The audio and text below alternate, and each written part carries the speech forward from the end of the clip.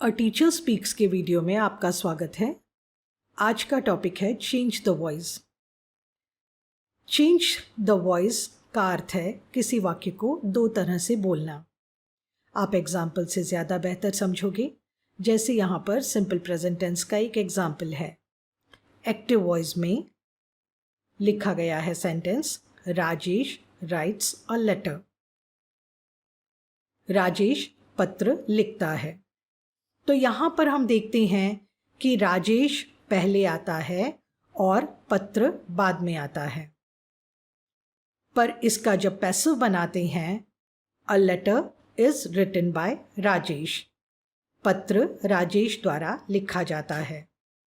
अब second sentence में क्या हो गया? पत्र पहले आ गया और राजेश बाद में चला गया। तो चेंज द वॉइस होता क्या है? एक ही सेंटेंस को दो तरह से बोलना है, जिसमें यहाँ उदाहरण से आपको पता चलता है कि कभी पहले राजेश आ जाता है एक्टिव में और पत्र जो ऑब्जेक्ट है वो बाद में चला जाता है, और पैसिव में अ लेटर या पत्र पहले आ जाता है और राजेश बाद में चला जाता है।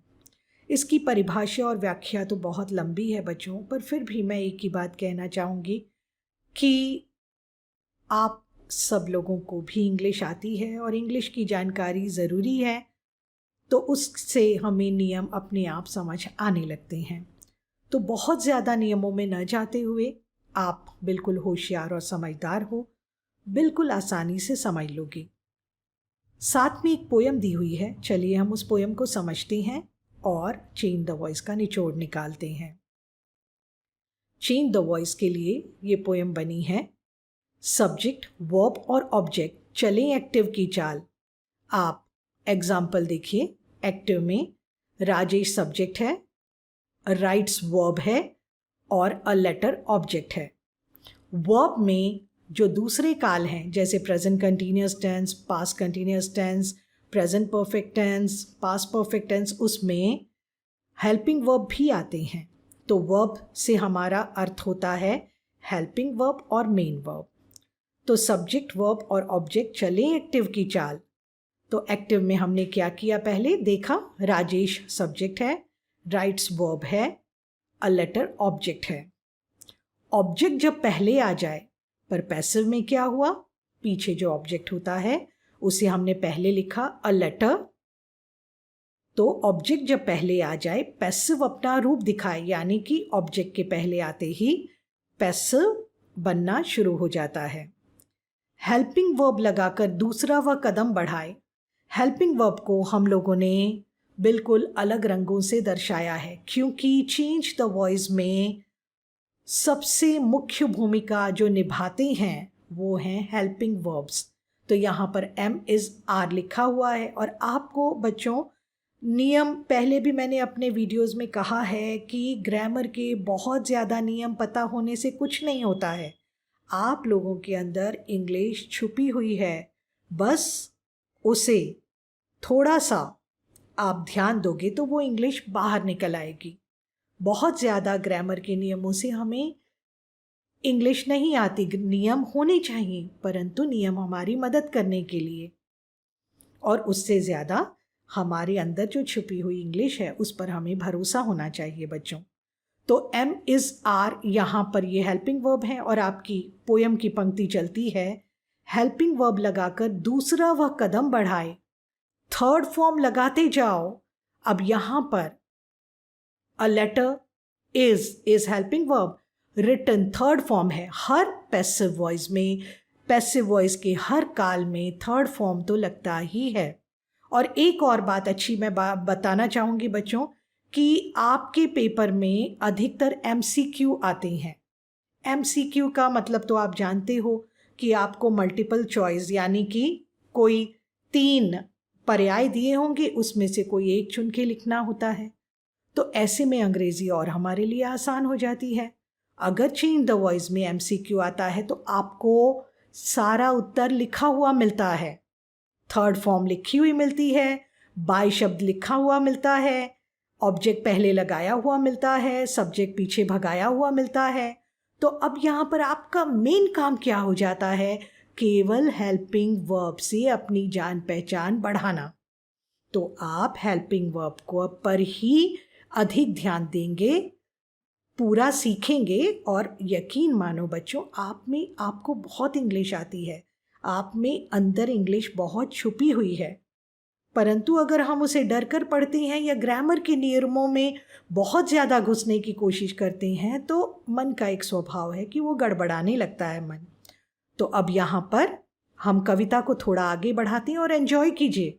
बिल्कुल एंजॉय करने से हर चीज़ बिल्कुल जल्दी आ जाती है। थर्ड फॉर्म लगाते जाओ, यह नारावर रटते जाए, बाय शब्द को भूल न जाना, बार बार यह याद दिलाए, सब्जेक्ट को पीछे भगाए, तब वह पूर्ण पैसिव कहलाए। मेरे बच्चे जो स्टूडेंट्स हैं वो इतने अच्छे समझदार हैं कि वो इस बात को समझ चुके हैं। अब हम आगे बढ़ते हैं और सिंपल पास्ट टेंस लेते हैं। सिंपल पास्ट टेंस में एक्टिव में वही नियम, Rajesh wrote a letter, Rajesh subject है, रोट पास्ट टेंस की क्रिया है, अ लेटर ऑब्जेक्ट है। नियम हमने वही लगाया, अ लेटर को हम आगे ले आएंगे।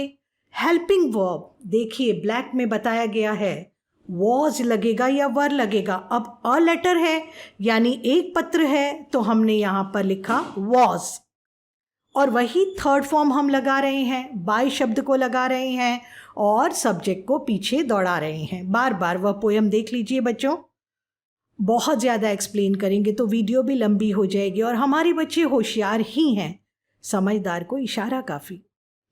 अब उसकी हिंदी भी आपके सामने है। अब हम सिंपल फ्यूचर की तरफ बढ़ते हैं। एक्टिव में राजेश विल, देखिए हर जगह सब्जेक्ट और ऑब्जेक्ट तो वही रह जाता है, परंतु हेल्पिंग वर्ब और वर्ब ये दो मुख्य भूमिका अदा कर रहे हैं। तो सिंपल फ्यूचर में Rajesh will write a letter, और यहाँ पर आपका पैसिव बन जाता है अ लेटर विल बी। जब भी विल आएगा तो उसके साथ हम बी लगाएंगे। आप सेंटेंस को बाद में पढ़ लीजिएगा क्योंकि मुझे वीडियो बहुत लंबी नहीं बनानी। तो नीचे लिखा हुआ है रेड कलर में, बिल्कुल सुंदर बताया गया है हेल्पिंग वर्ब को, जिससे कि आपका स्पेशल ध्यान उस पर जाए। Will be, shall be. अब विल बी, शैल बी के ये जो जोड़ीदार हैं, दूसरे ऑक्सिलरी वर्ब्स हैं, कौन से हैं? कैन है, कुड है, मे, माइट, वुड, शुड, मस्ट इत्यादि अगर एग्जाम में आ जाते हैं तो बस फॉर्मूला तो याद ही है, उसके साथ बी लग जाएगा। गुड, हमारे स्टूडेंट्स बहुत जल्दी समझ जाते हैं। अब आ जाता है प्रेजेंट कंटिन्यूअस टेंस। वाक्य आप बिल्कुल पढ़ लोगे, विश्वास है, परंतु हमारा ध्यान कहाँ पर है? हेल्पिंग वर्ब में क्या परिवर्तन आता है इस पर, और इसी को केवल याद रखना है। क्यों?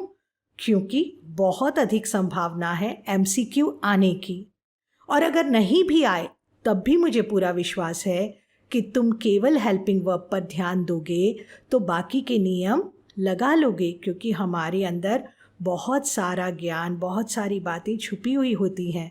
हम केवल यूं ही डरते रहते हैं, समय आने पर वो सभी ज्ञान बाहर निकल आता है, वो सभी बातें हमारी मदद करती हैं। प्रेजेंट कंटिन्यूअस टेंस बच्चों तुम समझ जाओगे कि अगर आईएनजी वाला है, जैसे Rajesh is writing, writing ING वाला, तो आईएनजी वाले में बीइंग, BEING, बीइंग जरूर लगाना है हेल्पिंग वर्ब के साथ। अब अगला है पास्ट कंटिन्यूअस टेंस, इसे प्रोग्रेसिव टेंस भी कहते हैं। कंटिन्यूअस बोल लो या